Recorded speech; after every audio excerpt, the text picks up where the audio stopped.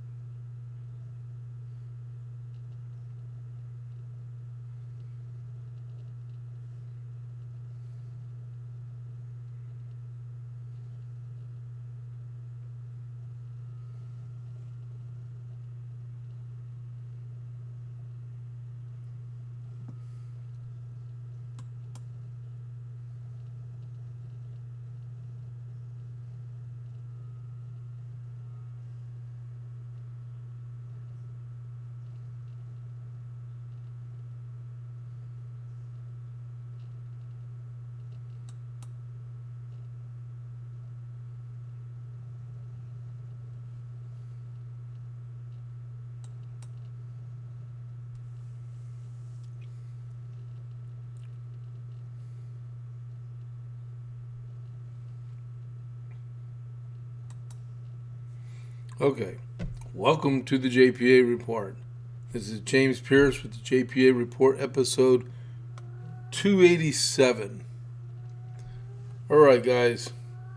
Like I said, it's been a wild day, and now I got this cat howling in the background.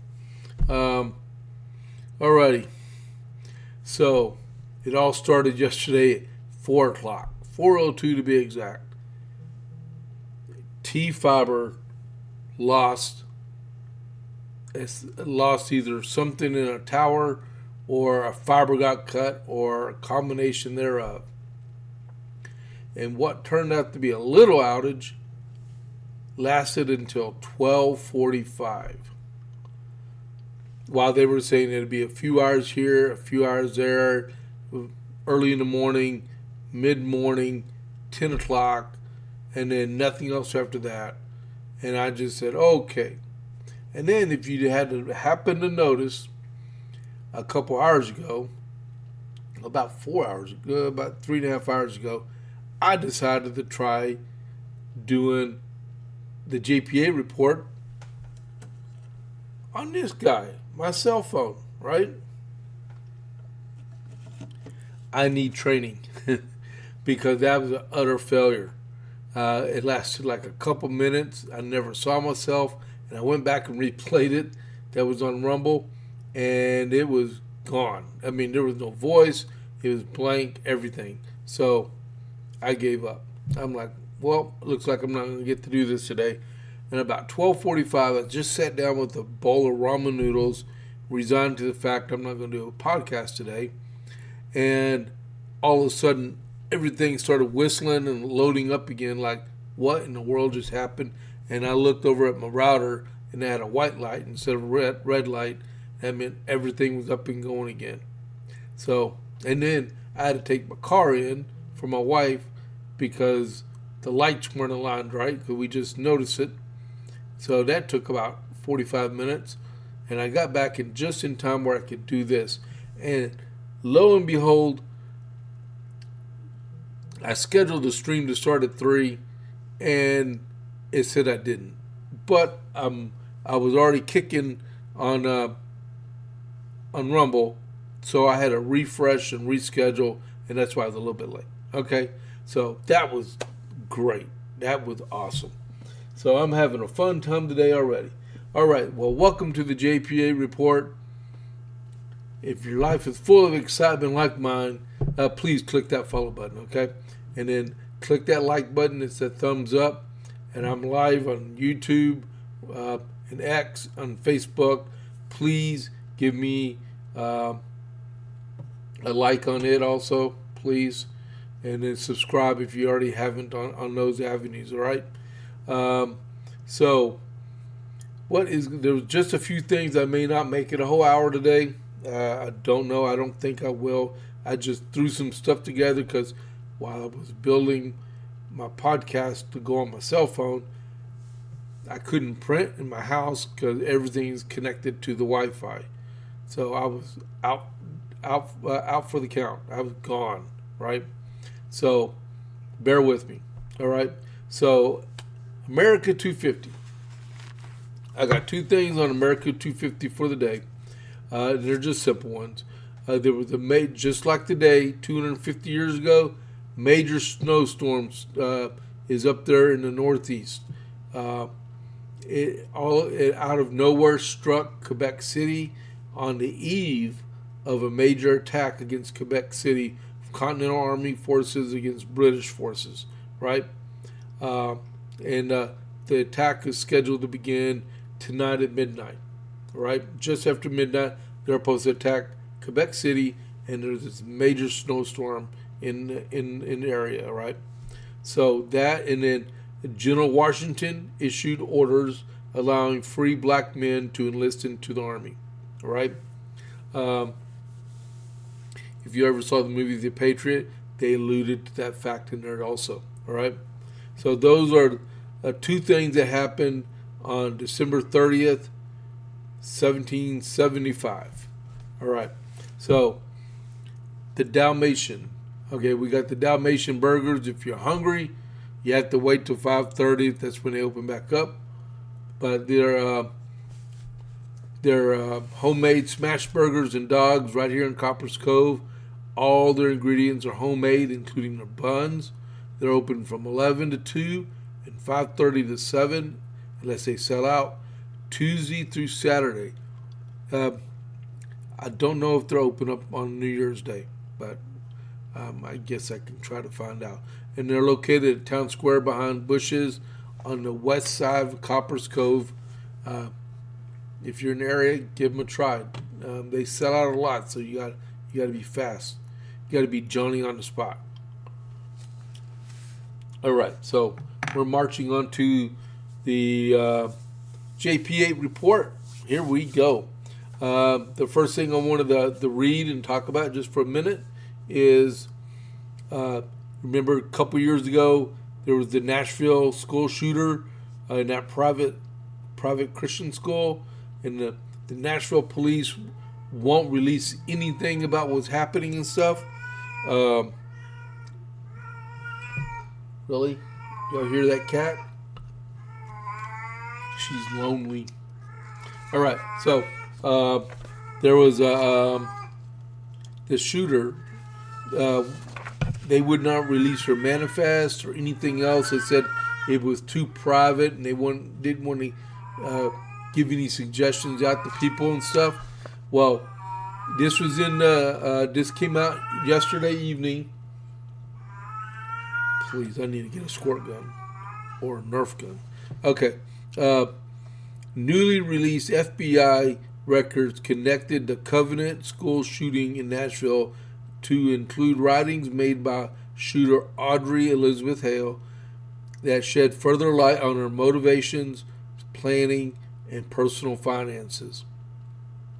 The FBI released more than 100 pages of Hale's writings following litigation, which include journal entries believed to date back to late 2021, handwritten notes outlining her preparations for a school shooting, and references to weapons Hale intended to acquire.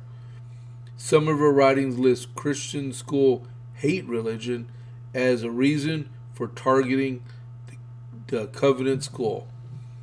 See, another shooting based on hatred of Christians. Hale, 28, carried out the March 27, 2023 attack at the Christian elementary school she once attended, killing 6 people before being shot dead by responding Metro Nashville Police Department officers. The victims, identified school members, were Catherine Coens, Cynthia Peak, Mike Hill, along with students Hallie Scruggs, Evelyn Deekhouse, and William Kinney. he was only age 9. All the kids were age 9. Surveillance footage released by police showing the attack showed Hale moving through the school armed with multiple firearms. I'm getting to a point where I want you to hear this. Authorities have said Hale entered the building through a side entrance and moved through several areas of the school before being confronted by officers. Shortly before the shooting, Hale sent a text message to a friend describing the attack as a planned suicide mission. Why didn't she notify police? And stating, the friend would likely hear about me in the news after I die, according to summaries by the officials. Among newly released FBI materials is a handwritten page seen by Fox News and labeled Account Savings Record and reference Federal Student Aid. In the entry, Hale wrote FAFSA grant check starting at $2,050.86, followed by a ledger notes documenting payments to Nassau College Art and Design in Nashville, where Hale was enrolled at the time.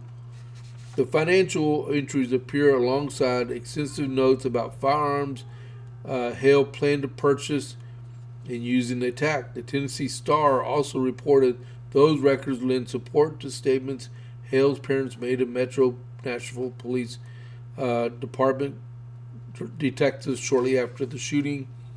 Hale's parents told investigators in 2023 that their child had used federal Pell Grant money to purchase the firearms used in the attack. Hale's mother also reportedly told police that because Hale was over 25 and enrolled as a student, parental income no longer factored into financial aid eligibility, which is true, allowing Hale to qualify for grant funding despite being unemployed. Metro Nashville Police John Drake previously confirmed that investigators recovered a manifesto and hand-drawn maps from Hale's vehicle following the shooting.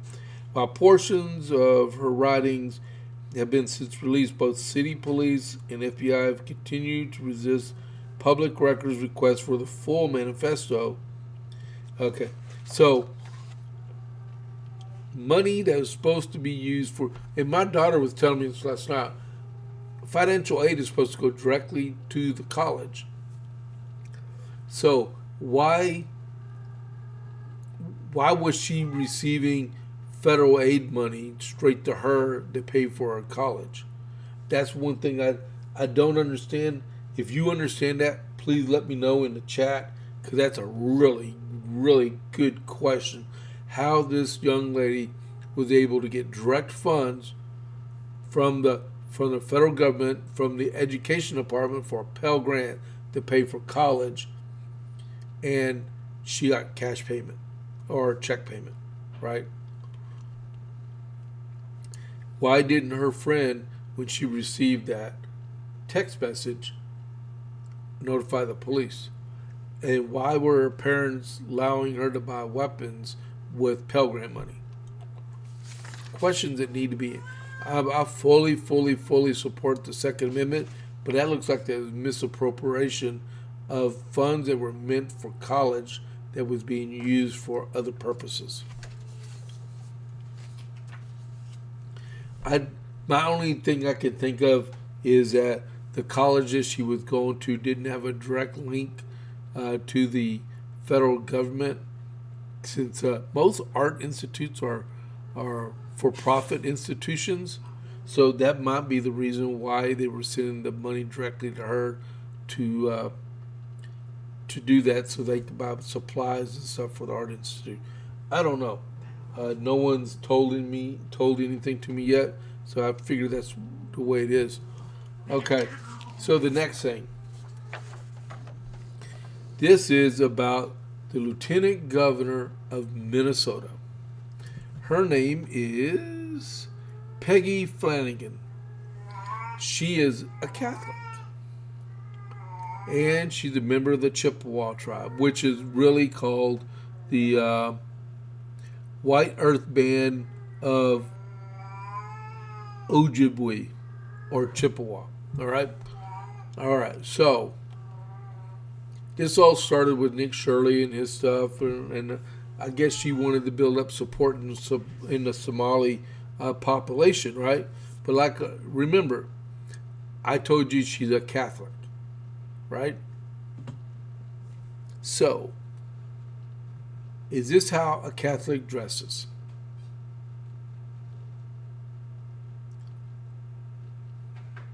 I'm hearing crickets. I'm hearing crickets. I don't think a Catholic dresses like that. That is a hijab. Dress for female members of the Muslim religion. Show you again. See the lady on the right? She's wearing a hijab. The guy on the left isn't, because men are treated different. But this woman is the lieutenant governor of Minnesota wearing a hijab, pretending to be a Muslim, trying to get Somalis to vote for her for the United States Senate, because Miss Flanagan is a candidate to the United States Senate. Yes, she is. She's, what is it called? Patterning to the left to get votes, believing a lie, because she's definitely not a Muslim.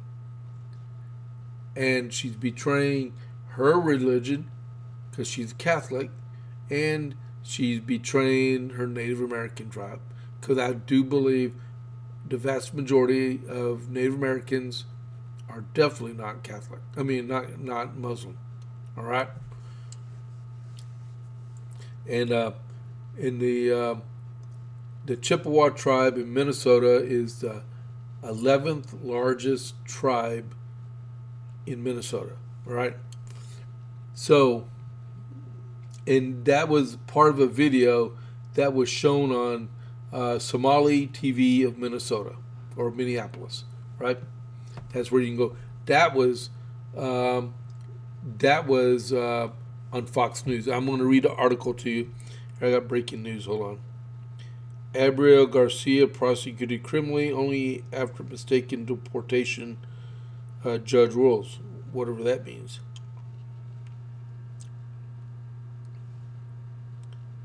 I do not know what that means, but that's the guy that's been. He's from El Salvador. Didn't want to go to El Salvador, and they tried to deport him in different areas and stuff. But I don't know what that means. There's nothing on there. Okay, we'll get to that later. All right. So Minnesota Republican senatorial candidate David Hahn is calling for one of his potential Democrat opponents to apologize after a video showing her wearing a hijab and supporting the Somali community admits a massive fraud scandal went viral on social media. It's emblematic of the way she and other Democrat politicians in Minnesota have behaved over the past decade or so.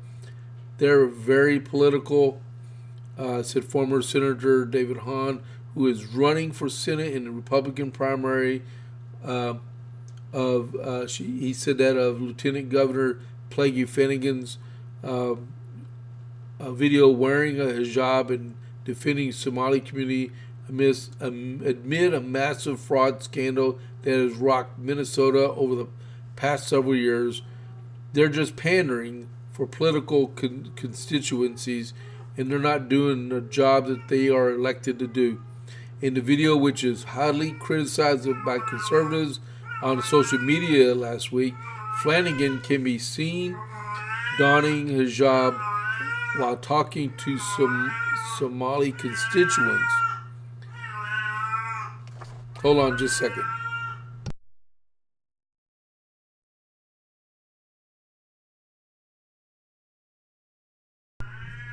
Okay, hopefully I dealt with that to a point. So she said, Salam alaikum. in the video, giving the Arabic greeting for before saying the Somali community is part of the fabric of the state of Minnesota. I'm shopping. I'm here shopping today, and just encouraging other folks to show up, support our Somali businesses, support our immigrant neighbors. And I know things are scary right now. Being part of Minnesota, and growing up here, the Somali community has always been part of my Minnesota, Flanagan added, while telling residents to show up and show support as Somali businesses and our immigrant neighbors. We've got your back, Flanagan said.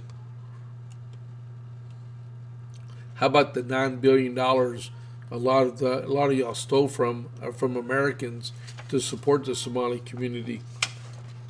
Just look at the Nick Shirley's YouTube video he put up.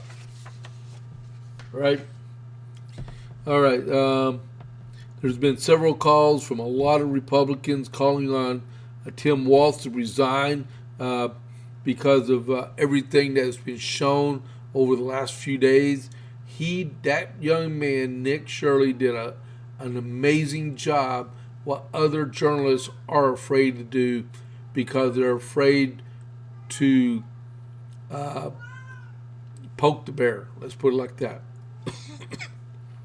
Because they're part of the liberal media and they're not supposed to go against the liberals, right? But the FBI and HSI, Homeland Security investigators, are continuing to investigate, and they'll get to the end of it. We'll see. But that I wanted to show you all that stuff because that lady is running to be a United States senator, and she is living a lie because she is not a Muslim and she's wearing a hijab.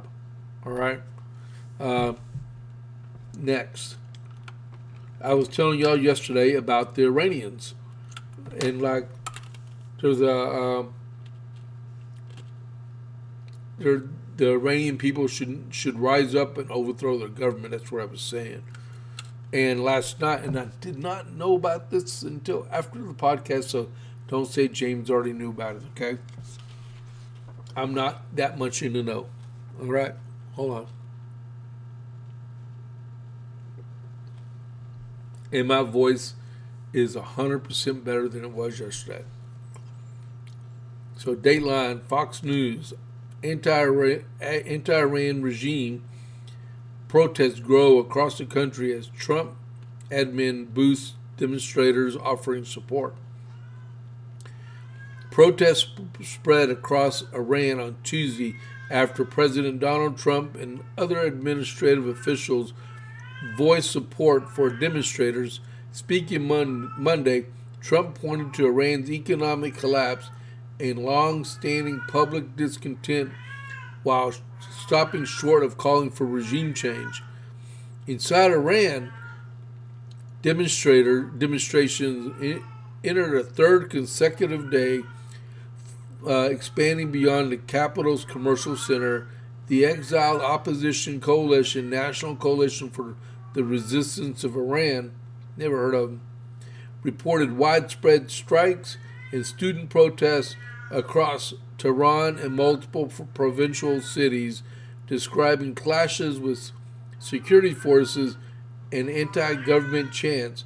A video obtained by the NCRI appears to show protesters pushing back against security forces, forcing them to leave the scene on Tehran's Johuri Street.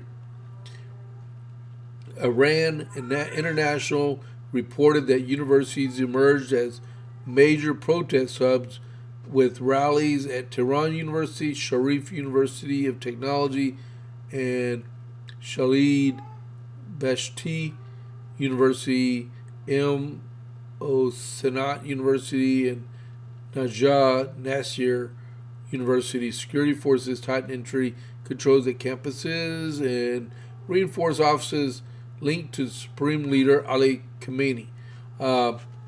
So, with that being said, Why is it just uh, widespread strikes and student protests? If you want to have a revolution, of an overthrow of the government, you have to get everybody involved. You have to get the old involved and the religious people involved in Iran. That ain't happening. Like Dan Bongino used to say before he went to the FBI, is it bad enough yet? Right? Are you sick and tired of it? But is it bad enough yet? Because until it gets bad enough, they're not going to do anything. One thing that's leading to that point right now is that the inflation for the month of December in Iran, 52.6%. And in the annual inflation rate, year over end, came in at 42.2%. Could you imagine 42% inflation in the United States? What the government would look like if just 1 month inflation jumped to 52%. Remember that 1 month we had 9.2 and we about blew everything away because prices were so sky high, and that was at 9.2. Could you imagine it coming in at 52.6%? That's where the Iranian government has a problem right now, because when the prices get that high, how are you going to feed your family? How are you going to feed your family? This is the chance they have to start over. But they have to do it. They can't wait. They can't wait because the Revolutionary Guard, Revolutionary Guard Corps, RGC, the Holy Police. Okay, that's a better word for them. They'll put their foot down and end the protest, and you have to act before they can do that. If you can get some of them to cross over, that's what you're looking for. But until then, but they have to do stuff, right? They have to redo it.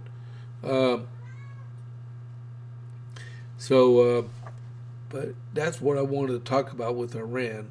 See, when I put the podcast together, I did it fast, and I had to go back and find the documents with it because I couldn't even print. So I was reading them, and I had to try to memorize them. I was taking notes and stuff. But man, 52.6%. Man, that's crazy. Is there anything else? No.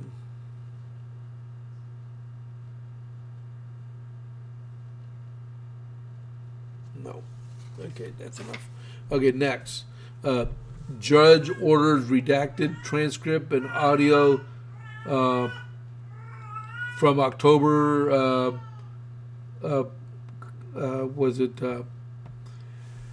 The judge in Utah is ordered the redacted transcript, unredacted, and the video published from an October court hearing in which I think his name is Tyler Robinson. He's the guy that murdered Charlie Kirk. And it's to be made public as soon as possible. That came out during the podcast yesterday at the very end of it. And we got to go back and hear the rest of what was going on. And by March, he said that he will have a ruling on whether that to allow cameras in the courtroom during the court case, right, when it goes to trial. And Erica Kirk says she supports having cameras in the courtroom to show the public what this guy did to her husband, right? I agree, totally. Next, lawyers for the J6 bomber. They're trying to get the judge to suppress his confession that he made when he was arrested. He spoke, I believe, for about 4 hours. And hold on just a second. I'm going to go mute.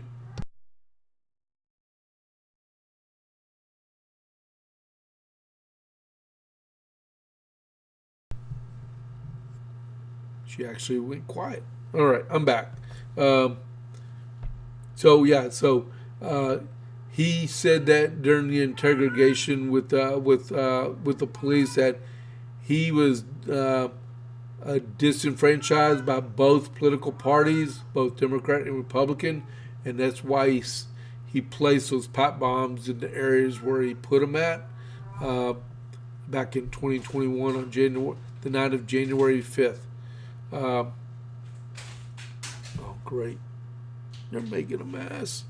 Okay. But yeah, so Brian Cole Jr.'s lawyers are trying to suppress that confession. All right. All right. So this is another big one. Did y'all hear about what Scott Turner, the Sec HUD, discovered with his cabinet? They discovered $5.8 billion in questionable rental assistance under the Biden administration. It was uncovered in 2024. All right. There was 30,000 deceased people and thousands of non-citizens.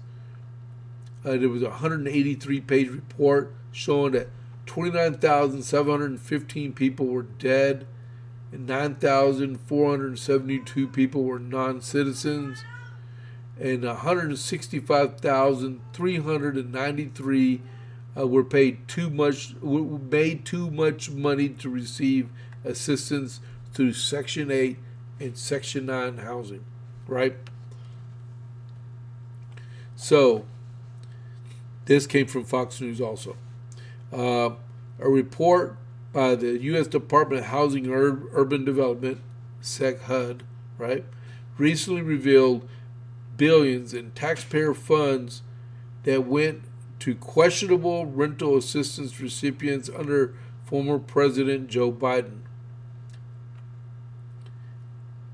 The recipients include approximately 30,000 deceased tenants and thousands of potential non-citizens, according to a copy of the HUD's agency financial report for the fiscal year 2025, which ended in October, obtained by the New York Post.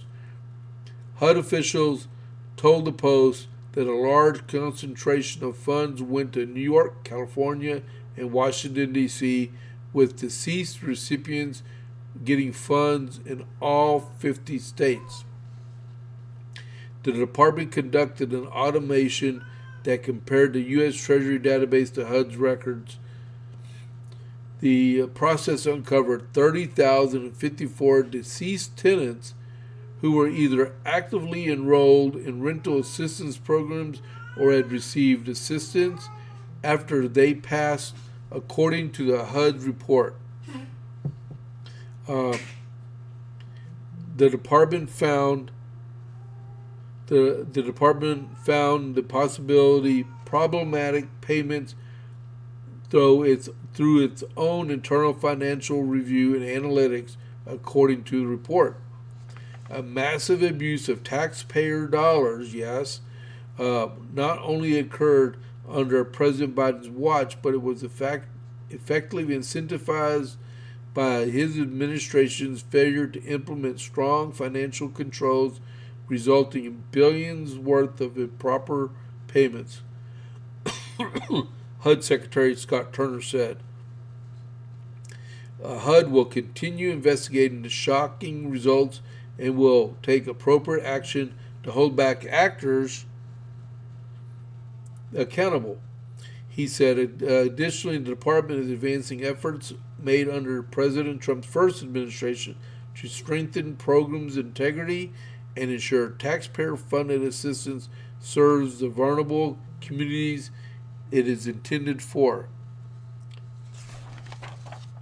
And then in FY 2024, HUD distributed about $50 billion in federal rental assistance to non-federal entities, including $5.8 billion of what the report describes as questionable payments. HUD pointed the finger at the Biden administration for a directive to push funding out the door with minimum oversight. In the report, HUD alleges the Biden administration failed to provide the department with the tools needed to verify whether entities were enforcing the intricate rules governing rental assistance. The report also noted that HUD rental assistance programs place substantial trust and responsibility in non-federal entities receiving the funds. That'd be nonprofits. HUD must now confirm whether fraud occurred and the extent of it before it can determine whether funding should be paused or revoked or if criminal referrals are necessary. The HUD is implementing a process and procedures to revoke or pause funding as part of the efforts to hold the bad actors accountable, and official told the Post. Additionally, the department could make criminal referrals and exercise other enforcement actions once it has confirmed fraud occurred. There we go. Just like I was talking about yesterday with Minnesota. It happened in Minnesota. It's happening in New York. It's happening in D.C. It's happening in Los Angeles. This is crazy. The Democrats have figured a way to push money out, to get votes, and to fund their campaigns. That's all this stuff is. And they got caught red-handed by the people that actually tried to do stuff. Now the question is, can they get a grand jury to indict, and then can they find a jury to convict? That's what that needs to happen. All right, hold on. Let me get a drink real quick.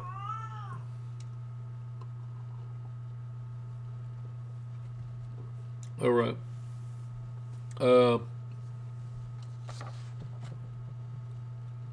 So, in one of the last things I came across, so I think I will finish way before an hour today. That's all right. I'll try to make up for it tomorrow. So a judge ruled today that Medicaid data for immigrants can be transferred over to ICE. Another legal victory for President Trump, right? So this is an overview of it. A federal judge recently ruled that the Trump administration can share limited Medicaid data, named addresses, birth dates, with ICE, the Immigration and Customs Enforcement, allowing ICE to use basic info for enforcing immigration laws. Hold on. Okay. Let's see. Allowing ICE to use basic info for enforcing immigration laws, but not sensitive health records, because HIPAA, right? Overturning a previous block in a case challenged by 20 states who feared it would deter care.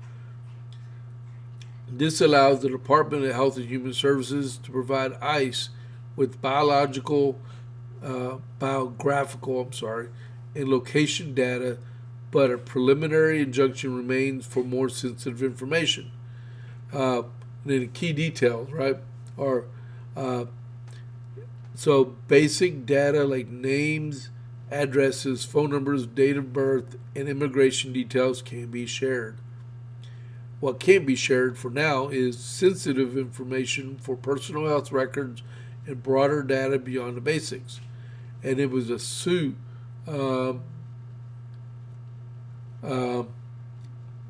brought by 20 Democrat attorneys generals from states like California and Washington.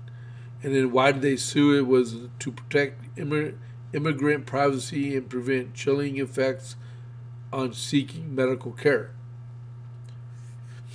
U.S. Judge Vince Shabria found that sharing basic information is permitted by law, but agencies must clearly explain decisions for broader data sharing. And this is the rulings allows data sharing to resume on potentially sharing starting on January 6th from the court ruling from the judge.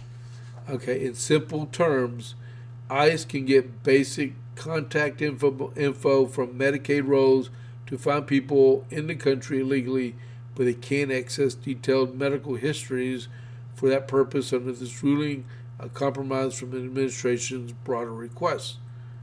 Okay, got it. 10 bags full. All right. So, chalk up another victory for the president.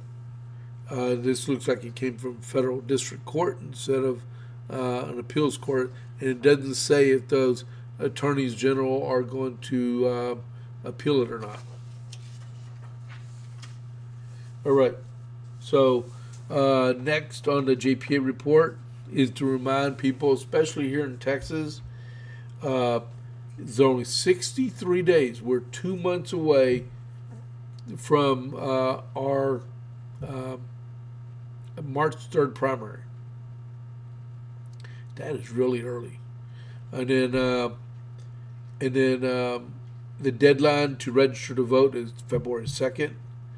And always be on the lookout, okay? So in this period of early voting, because early voting, I believe, starts on February 21st, I believe, okay? Don't hold me to that. Look it up, right?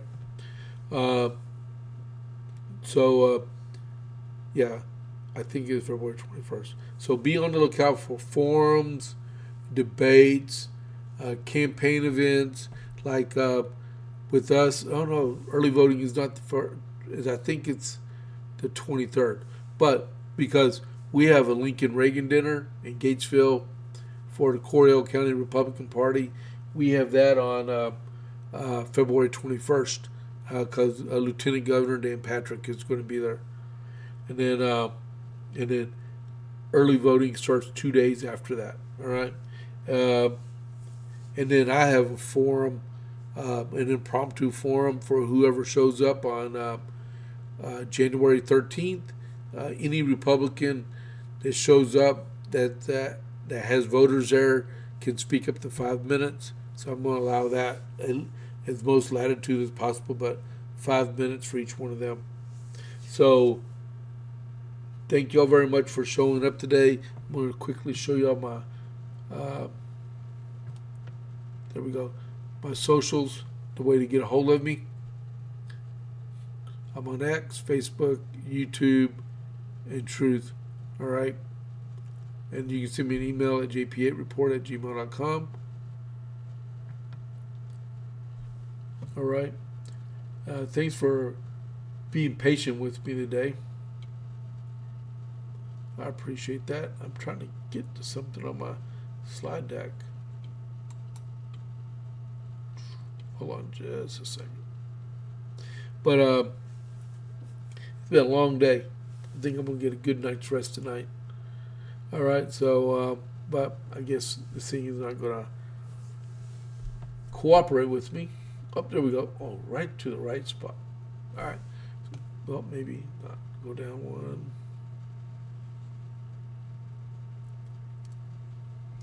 See, it won't end. Come on. Come on, come on, come on. There we go. Stop.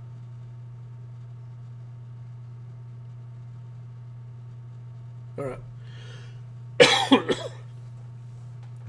So before I leave, would you want that person that's living a lie be a member of the United States Senate? Hope not. Vote for Mr. Hahn for the United States Senate. Don't vote for Ms. Flanagan. All right? Because she's living a lie. Look at the look on that one Somali lady. Like, really? You're wearing a hijab? I'm forced to wear mine, and you're volunteering wear one and smiling at the same time. Yeah. Wonder what Miss Flanagan's husband is talking about, because I see a wedding ring on her, right? About her wearing, because if she's Catholic, he's Catholic, and that she's wearing that hijab. I don't know. Wow. That's just crazy stuff to think about. Things that make you go, right? I can't remember what song that came from. But all right, so no questions, no comments, no concerns. I'm still going to do a podcast tomorrow. I'm going to do America 250 for Wednesday and Thursday. Because I'm going to do a podcast on the 2nd of January, ringing the new year quick, right? On January 2nd, not January 1st. So, all right. So this is James Pierce with JP8 Report. It'll be a better podcast tomorrow because my internet's up and running. So I will catch you on the flip side. I'm out.